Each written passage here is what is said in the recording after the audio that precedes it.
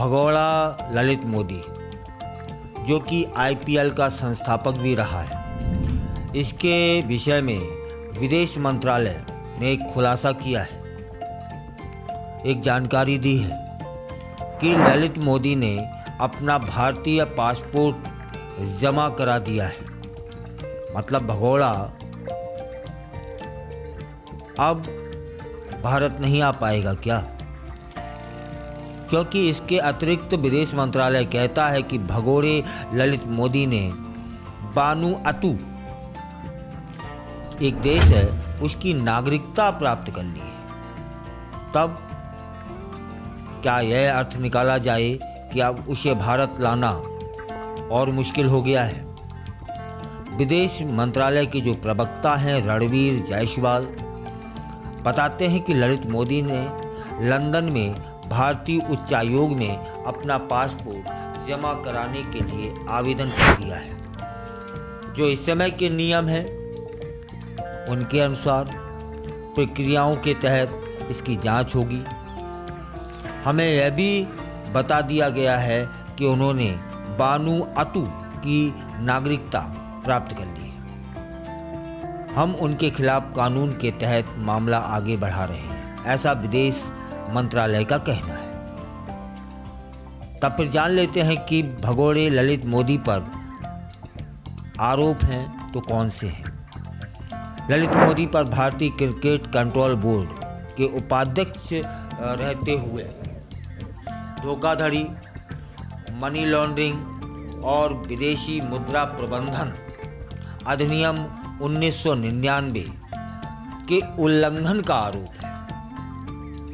2010 में अनधिकृत fund transfer समेत वित्तीय कदाचार की जांच के दौरान उन्होंने भारत छोड़ दिया था। तब से वह भगोड़ा है। इतने वित्तीय अनियमितताएं की और वह भारत छोड़ के चला जाता है।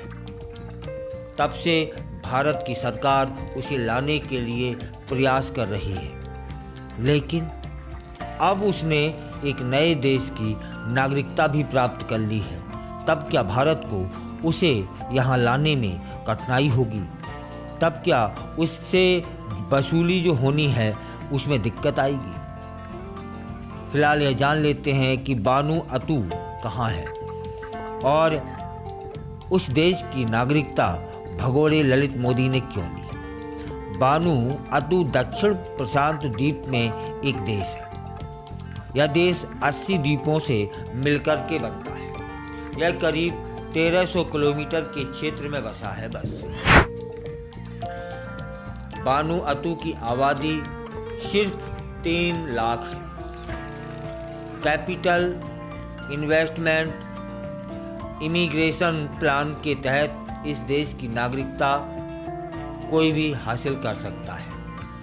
इसके लिए 1,55,000 अमेरिकी डॉलर देने होते हैं। उस देश को टैक्स हेवन देश भी माना जाता है। वहाँ की नागरिकता पाने के लिए उस देश में कदम रखे बिना ऑनलाइन माध्यम से नागरिकता भी मिल जाती है। उस देश में किसी भी तरीके का कैपिटल टैक्स, प्रॉपर्टी या इनकम टैक्स नहीं देना होता है। वह देश भगोड़ों के लिए पसंदीदा देश माना जाता है। इसीलिए यह भगोड़ा ललित मोदी वहाँ पहुँचा है और वहाँ की नागरिकता प्राप्त कर ली है।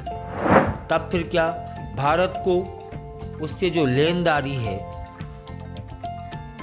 उसे वसूल करने में अभी और वक्त लगेगा?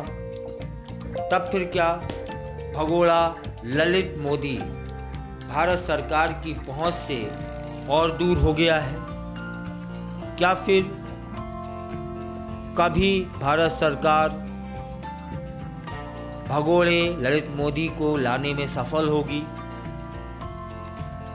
क्या जो प्रक्रियाएं चल रही थीं उनमें कोई रुकावट आएगी? क्योंकि उसने भारत की नागरिकता को रद्द करने का आवेदन दे दिया है और दूसरे देश की नागरिकता प्राप्त कर ली है। फिलहाल उम्मीद तो यह की जा सकती है कि भारत सरकार इस समय भारत का प्रभुत्व पूरे विश्व में है और नियमों के तहत जो भी रुकावटें आएंगी उनको ख़त्म करते हुए जल्दी से जल्दी उस भगोड़े को भारत लाया जाएगा। आप क्या सोचते हैं? अपने विचारों से अवश्य अवगत कराएं।